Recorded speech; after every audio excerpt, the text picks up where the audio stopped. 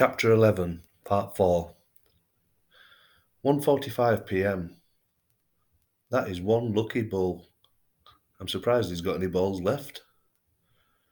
Financial district, teeming with suits and style and egos bigger than that bull's balls. This is the first place, other than the airport, that I have felt unwelcome. I get the impression that tourists are an inconvenience here. The only working classes here are cleaning the streets or serving in the cafes.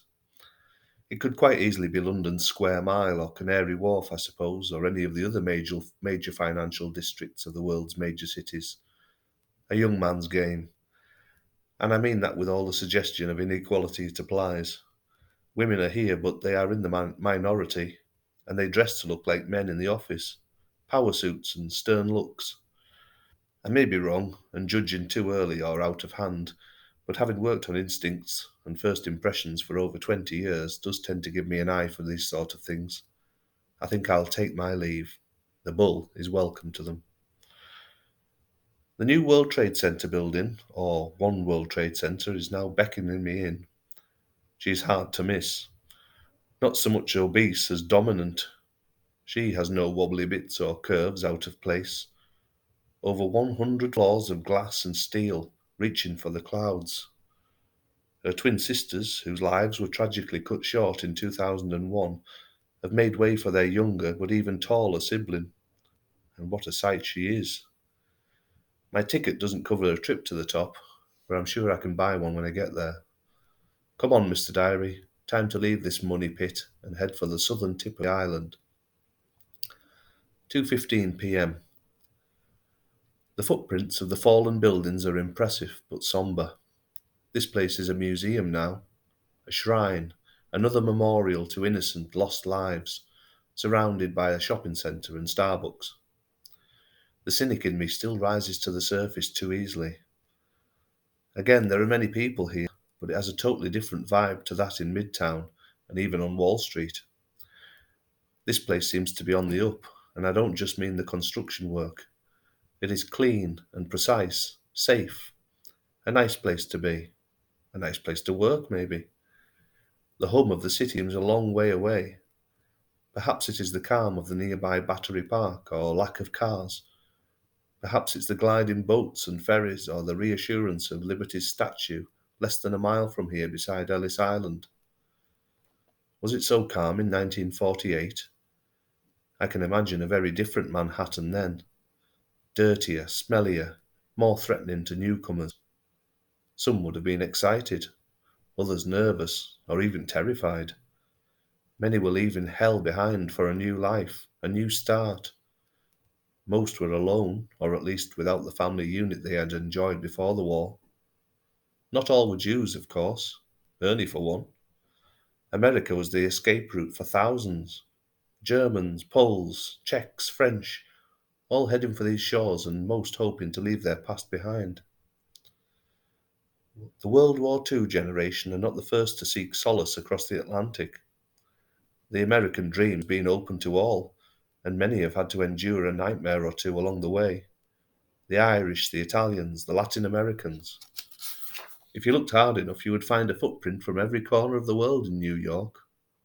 They come for the opportunity, the promise of better, and yet it is an insular place. Cultures and creeds stay with their own. Multiculturalism is, in the main, a politician's manner, a vision of a perfect world, an idealism. The reality is sadly different. Black areas, white areas, Hispanic areas, Little Italy, Chinatown, Irish bars, gay friendly, women only. You can't do this, you can't go there. Extreme views, prejudice, religious intolerance, tribal factions, sexism, racism, sectors, their estates, no-go areas, gangs, cults, the underworld, the underclass, the class system, rich and poor, the fashionable, the strong, the weak, the fat, the thin, the healthy, the sick, the disabled, the deformed, the blind, the deaf, the midgets, the gingers, the intelligent and the dim, the aggressive and the passive, the extrovert and the introvert. People, the people who make up the world, all together and yet all apart. Why? Why can't we just get on? When we make the effort, when we look beyond the superficial, there's no reason why we can't get on with everyone, with anyone. I'm rambling again, thinking too much. New York has done that to me, but I'm pleased it has. Everyone should have time to think and reflect. Everyone should have a chance to meet others, to get to know them, them, to understand their history and who they are. New York has everyone together, one huge sprawling mass of humankind. It is a mass. It is a mess, but it can work. Of course, people fall through the cracks. It isn't perfect. Far from it. It gives a chance with one hand and takes back with the other. New York offers hope and has done for every ship and person who has sailed in through that channel. Liberty isn't a promise. It's hard earned if you're prepared to stick at it. God, I've just read my own notes back and I feel a little saddened by them. But it's how I feel at this moment in time, so it is right that I record it. This moment of reflection in a place of such historical importance is understandable. I won't be the first and I won't be the last, I'm sure. I will get up to the top of that tower and then get back on the bus and head into Midtown and Times Square. You don't have to think there. The thinking's done for you. Maybe that's why it's so popular. The let me entertain you culture.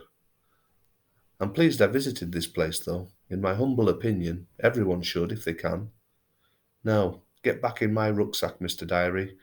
We're going to head back up to the clouds. 6:45 p.m. Times Square again.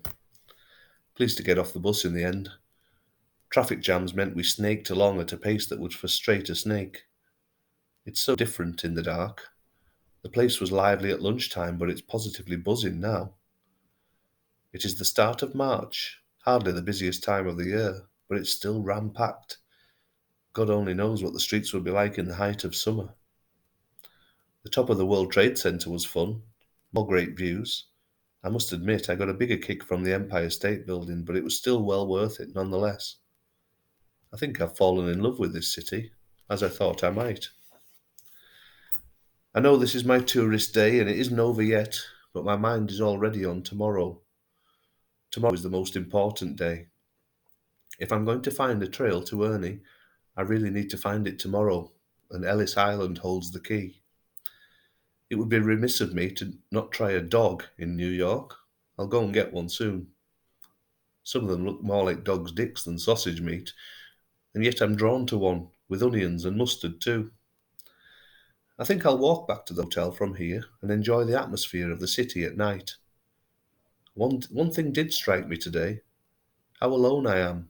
Again, in one of the busiest cities in the world, I am alone, but I'm happy with it.